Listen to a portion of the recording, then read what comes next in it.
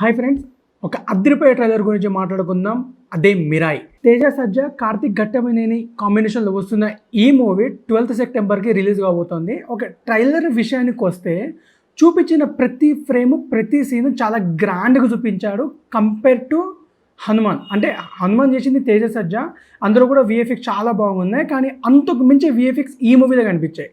కార్తిక్ ఘట్టమనేని విషయానికి వస్తే రీసెంట్గా తెచ్చిన ఆయన మూవీస్లో ఈగల్ అండ్ ఇంకో దానికంటే ముందు సూర్య వర్సెస్ సూర్య చాలా ఓల్డ్ మూవీ, కాకపోతే రెండు ఎక్స్పెరిమెంటల్ మూవీసే. ఇటు కార్తిక్ ఘట్టమనేని, ఇటు తేజ సజ్జా ఇద్దరు కూడా ఒక ఎక్స్పెరిమెంటల్ ఎలిమెంట్సే ఈ మూవీకి సంబంధించిన వరకు. అయితే ట్రైలర్ చూసిన తర్వాత నాకు అనిపించిన స్టోరీ, 9 గ్రంథాలు ఉంటాయి. ఆ 9 గ్రంథాలు మంచు మనోజ్ కంటపడకుండా తేజ సజ్జా కాపాడుకొని రావాలి, లేదా ఆ గ్రంథాలు తనకు దొరకకుండా కాపాడాలి.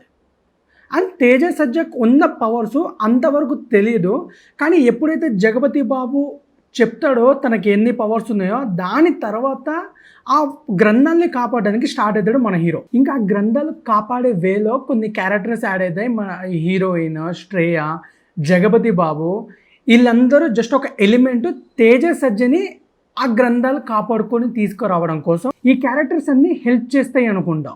మూవీలో విలన్ సైడ్కి వస్తే మంచు మనోజ్ యాక్టింగ్ పరంగా చాలా మంచి యాక్టర్. రీసెంట్గా వచ్చిన భైరవంలో కూడా ఆ విలన్ రోలే చేశాడు కొంచెం, కానీ బట్ అంత అవుట్పుట్ ఇవ్వలేకపోయిండు. కానీ ఈ మూవీలో ఈ విజువల్స్కి, ఈ స్టోరీకి పడ్డ క్యారెక్టర్ తను ప్రూవ్ చేసుకుంటే కనుక తన కెరియర్లో ఇది ఒక మంచి హిట్ అవుతుంది సినిమా. అండ్ ట్రైలర్లో విజువల్స్ గురించి మాట్లాడుకుంటే టోటల్ ట్రైలర్ 3 minutes 7 seconds ఉంటుంది.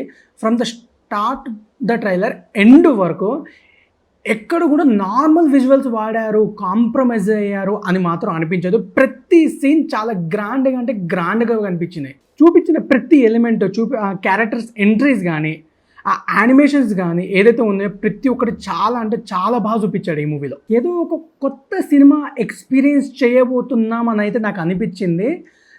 ట్రైలర్ ఆ విజువల్ చూసినంతసేపు కొంచెం కలికిలా అనిపించింది. ఆ అట్మాస్ఫియర్, ఆ కలర్ గ్రేడింగ్ అంతా, థీమ్ అంతా సేమ్ కలికిలో కూడా ప్రభాస్ కూడా ఒక స్టేజ్ వచ్చేంత వరకు కూడా తను కూడా నార్మల్ పర్సన్లా ఖాళీగానే ఉంటాడు. సేమ్ తేజ సజ్జా కూడా అంతే.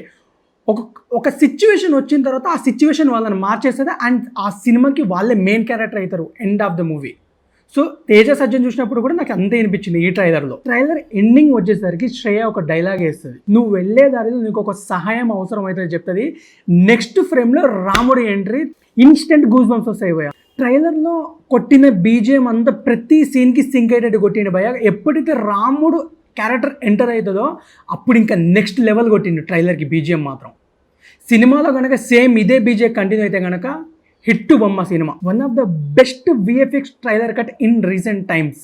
ఈ రీసెంట్ టైమ్స్లో ఇలాంటి ట్రైలర్ అండ్ ఇలాంటి స్టోరీకి సంబంధించిన అయితే ట్రైలర్ అయితే రాలేదు. ఇదే ది బెస్ట్ అనిపించింది నాకు. అండ్ మిరాయ్ ట్రైలర్ మీకు ఎలా అనిపించిందో కామెంట్ చేయండి. వీడియో నచ్చితే షేర్ చేయండి, లైక్ చేయండి, సబ్స్క్రైబ్ చేయడం మాత్రం మర్చిపోకండి. Thank you.